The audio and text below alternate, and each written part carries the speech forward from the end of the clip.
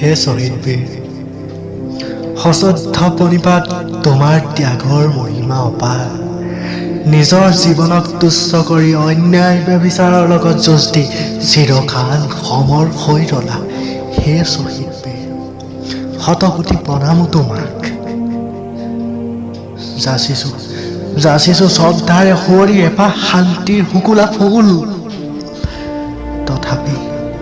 তথাপি তোমাৰ বুকুৰ তেজৰ চেকুৰাই কন্দুৱাই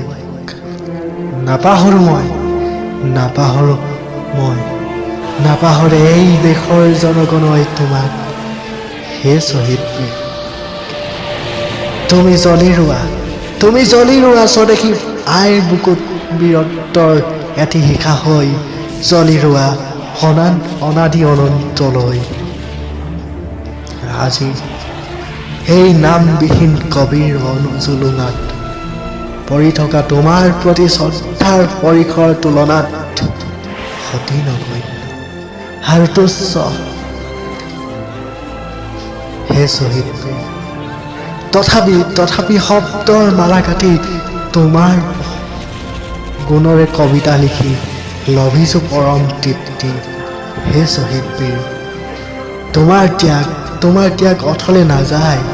সাক্ষী হৈ ৰ'ব আইৰ জন্মভূমি। জনমে আহিবা তুমি আমাৰ মাজত, উজ্জ্বলি হ'বা তুমি বিশ্বৰ দৰবাৰত।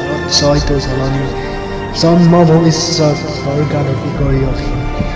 জয় আই অসম, জয় ভাৰত, জয় হিন্দ।